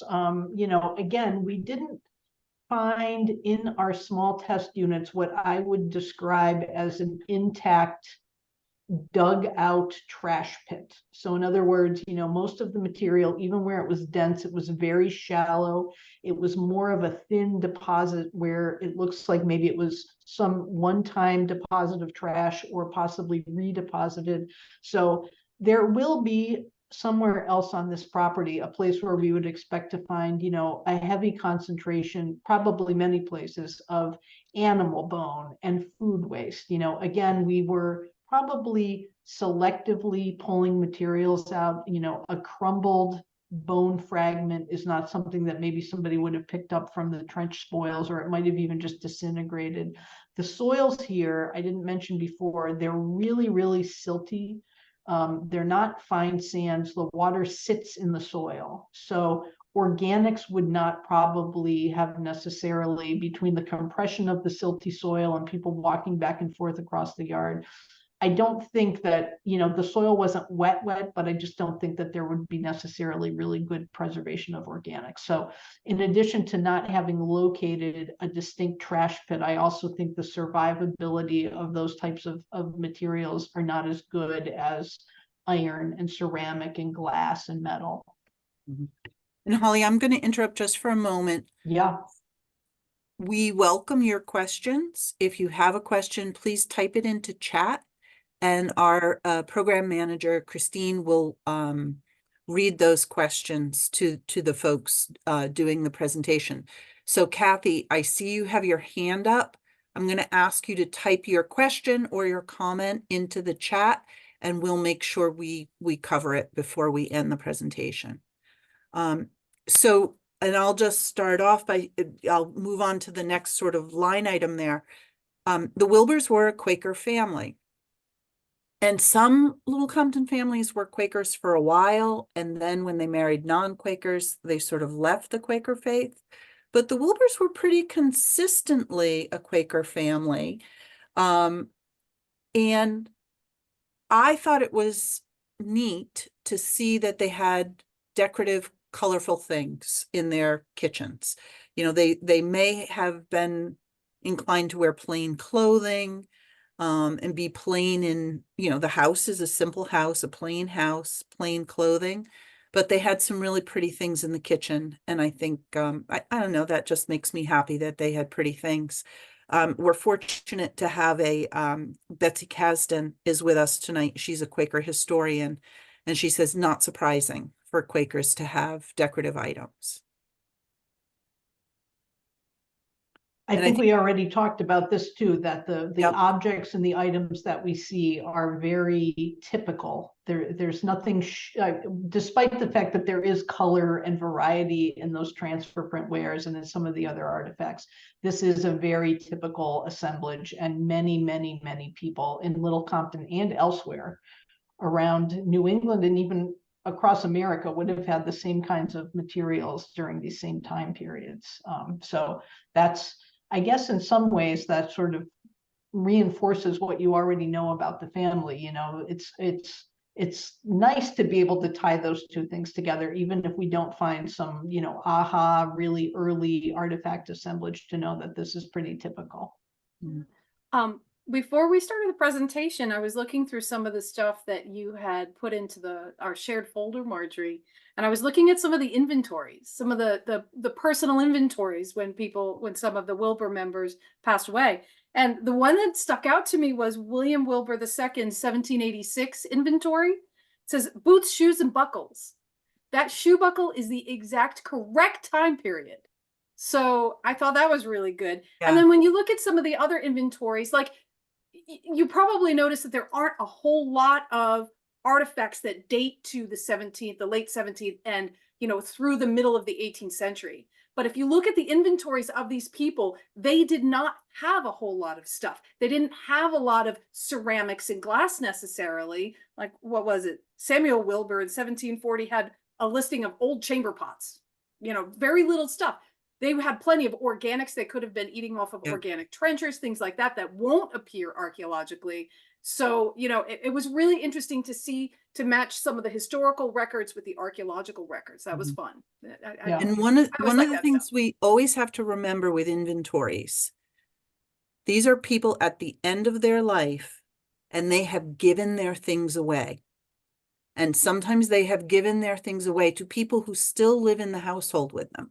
And they're just not inventoried? They're no longer in the inventory. And, you know, Samuel Wilbur seems to have very few things. He's an old widower. So in the last, you know, 20 years of his life, he's giving his stuff to his kids as they leave the house. He had giving 11, right? He had 11 children? kids. He's giving his stuff to, you know, they always kept the third or fourth son home with them to take care of them in their old age and to inherit the household. That third or fourth son has been given things. His daughter-in-law's been giving things. The daughter-in-law's living in the house. Her things quasi belong to her. They might show up in her husband's inventory. They're not going to show up in the father-in-law's inventory. I think it's the details don't matter, but one example, this very elderly man, literally all he had in his inventory were like clothing and a teapot. He was a wealthy man. He was living in a house filled with furniture, filled with kitchen items. But at that late stage in his life, those items no longer belong to him. They belong to the younger generation, and they're not showing up in his inventories. They're still in the house. Or different items have replaced his items that have, you know, been distributed, but it's a full house. It's just not showing up in the inventory because they're old. What else? I think we're done here almost. We still have our mysteries feature that we don't know exactly what it is. We will speculate and stay tuned for something tells me we may end up going back to the Wilbor House at some point to investigate this feature more fully. It's a very shallow feature, so it's relatively easy to get to. So maybe we'll be able to come back to you at some point in the future and say for certain what this feature is. And I think we already talked about the Little Compton families, that many people had the same objects, but anything you want to wrap up with, Marjorie, feel free. Well, I'm gonna pitch a future project, and then I'm also just gonna ask you and Heather, are there any other well, let me pitch the future project before I ask my last question. We do hope to work with PAL soon, and the thing that we have hopefully in the works would be a survey. What we've done with you in the past is called level 1 surveys, which are not terribly destructive. They're sort of gentle looks at the area. Of the location where we believe the Indian Meeting House was on John Dyer Road from about 1700 to 1750. And that would be a really interesting aspect on our upcoming project on the Sakonnet people. So I'm saving my pennies. Mhm. You know, people are being very wonderful and donating. We're you know, we have the funds to do this work if we would like to. The property owner is interested. I think we're going to try to plan, you know, shortly a walkover to see if it looks like it's worth doing something there. And that would be the next big project that we do. And I think could be a very exciting project. But to wrap up the trench project, is there something else that you noticed from the assemblage about the property, about the collection of belongings that tells you something about the family or the household or the property that we haven't mentioned? I don't think so. From my perspective, I feel like the incredible amount of detailed research that you have done about the house, the different periods of construction, the different family members and then non-family members who lived in the house, it gives us as the archaeologists an incredible base to kind of compare with what we're seeing in the ground, compare and contrast. Mhm. And I really don't think, I think the artifacts and the history really mesh together really well here. And there aren't any outliers. There's really nothing that we saw in the field or in the lab that sort of stands out as being contradictory to or different than the history that you've been able to put together, which I know is a lot of that is oral history, which means, you know, that information is being passed down from one generation to the next. So you don't have these big gaps of time where you don't know who was in the house or what was happening.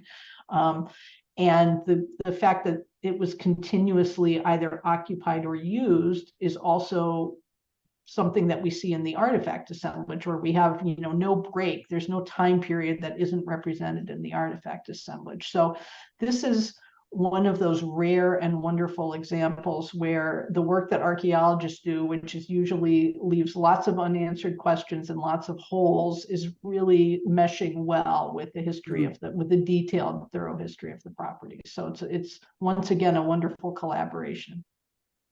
I I agree. second that. Yeah. Same. Yep.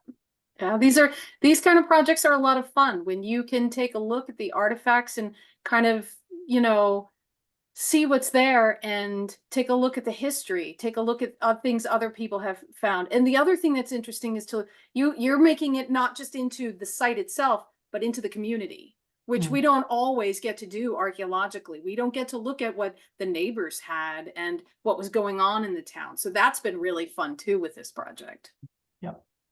Yeah. Well, as I said at the beginning, an absolutely accidental, unexpected project, but it was so much fun. It corresponded with COVID, and it was nice to have something outside in the fresh air that you could do. I actually got COVID during this project, and there were some days when my brain was so foggy, the only thing that I was capable of doing was going out and digging in the dirt. And that was, you know, was a really good way to pass the time. So Okay. Christine, we've gone pretty long, and I see our audience, you know, is going to bed, which is fine. But Apologies. do we have some questions? We had a couple of really good comments. Eric Schwartz gave us a couple of links about deciphering the Chinese coin. They're Excellent. called a cache, which I didn't know until, 10 minutes ago.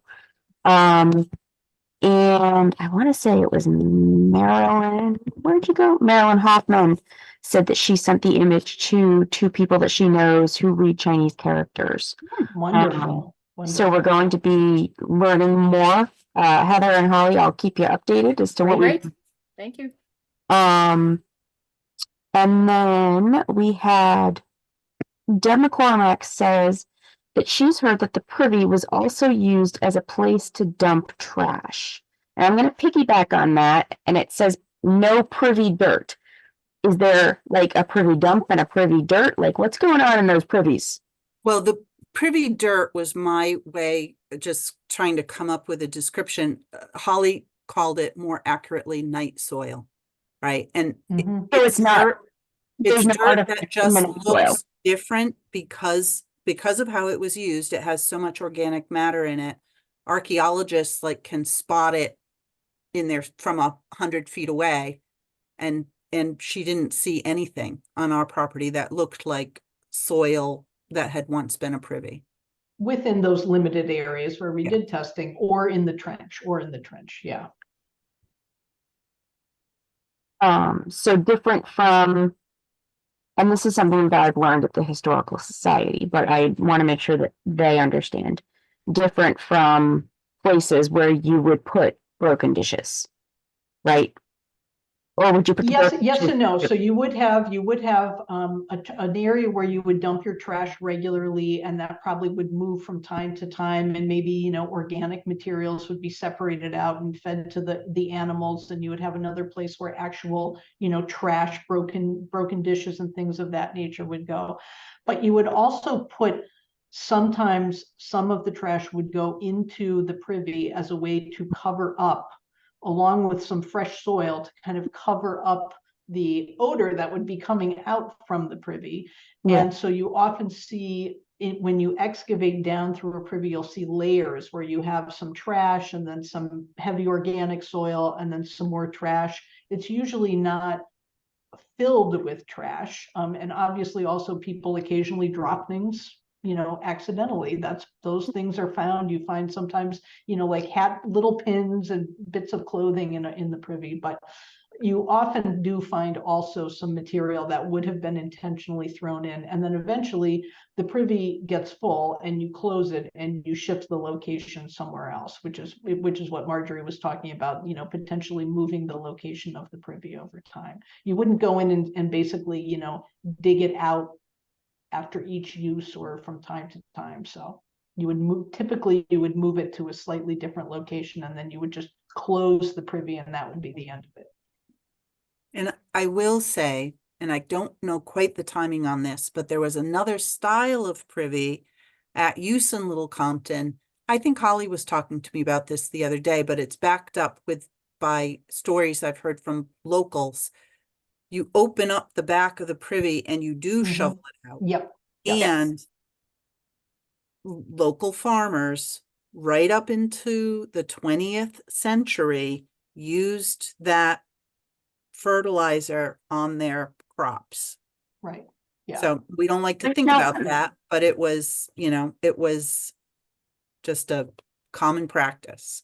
And that could be the case here. You see different types of privies and different types of deposits when you're in a really confined, tight urban area. So especially in the 18th century, in a place like, you know, downtown Boston, where people had a very tiny little yard space behind their house, you don't have the option to move your privy around. You don't really have the option to clean out the privy waste and, you know, dump it over the fence, because if you do that, it's going into your neighbor's yard. So there's certainly much more flexibility in a rural farmstead setting for you to either clean out a privy occasionally or to move it from place to place and just cap it and cover it up from time to time, which is why it's a little more difficult to find them on a property like this.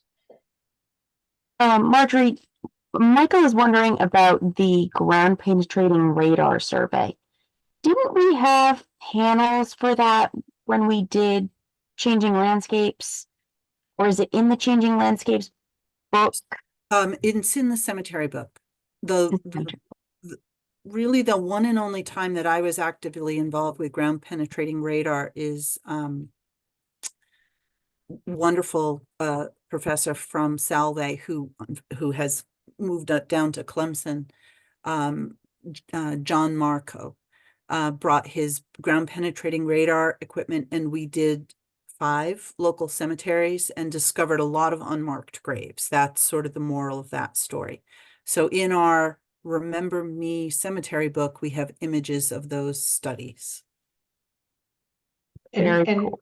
I'm not an expert at all. I don't use ground penetrating radar myself, but typically ground penetrating radar is not effective in a lot of situations in New England because of our rocky glacial soils.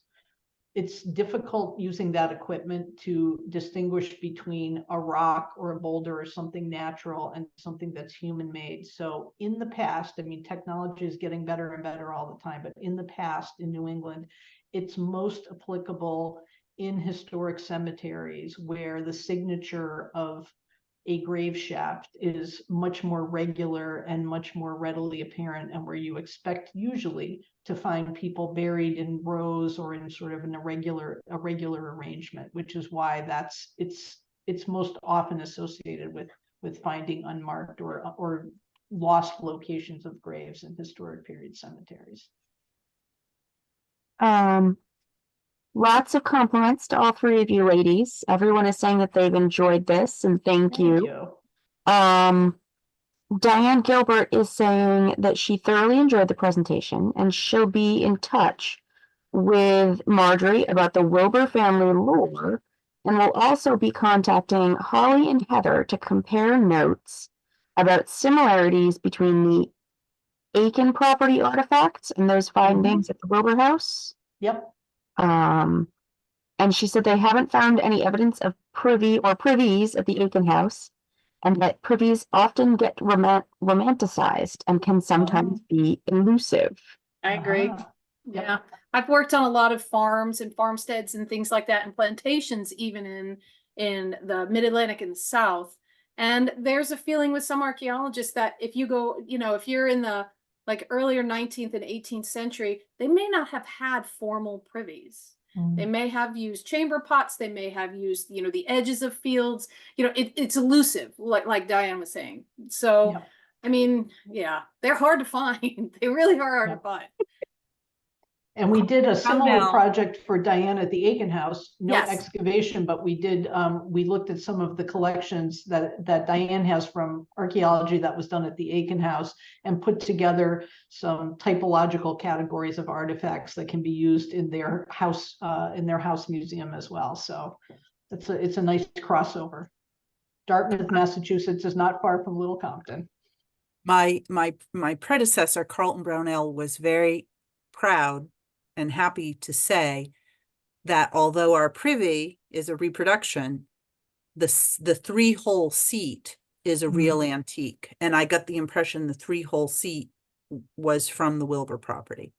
So Very, very so well could have been. we Yeah. think we had a three-holer, but we don't know where it sat. That's for sure. Betsy Kasdan is saying in Newport, the privies clearly had a bucket or something, and two enslaved men came around at night and collected and dumped everything into the harbor. And probably very applicable in certain areas. Yep, could be there as well. We could sit here and talk all night about privies. I have 12-year-old twin boys, so. We're gonna lose our audience fast.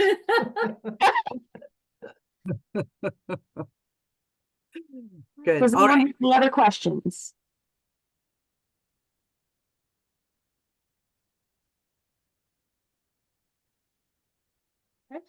I think Well, we're. thank you for Thank the you. invitation. We Thank you. talked a lot. Always a hopefully pleasure, interesting. Holly and Heather. Thank you so much. Thank I you. love to come hang out with you. It's always fun. Oh, we have such fun conversations. We really do. And Heather, I apologize. I don't know what happened to your mug. It was here and somehow Oh. it disappeared. So we'll That's save it for the okay. next time. Anyway, English yellow glazed earthenware. Next time. yes, Next yes. time. Good. All right. Good night, Thank you. everyone. Good night, This take will care. be, Christine has been recording this, just as a Zoom recording, so nothing fancy, but we will put it on our YouTube channel. And we have over 90 videos on our YouTube channel. Some are 2 minutes, about a subject at the Wilbor House. Others are these, longer lectures and presentations, but do check out our YouTube channel for some of our past programs. And Christine, Yes. next is March 19th. Yes. It is an in-person program, and unfortunately, the presenter will not allow us to record it. So if you're nearby, please come. It's going to be a talk on the Brownell Roses. It is the 100th anniversary of the Brownell Rose. It's also the 100th anniversary of the Little Compton Garden Club. And the Historical Society and the two garden clubs are joining forces to host these speakers. Mike, Shoot, And Angelina. Angelina.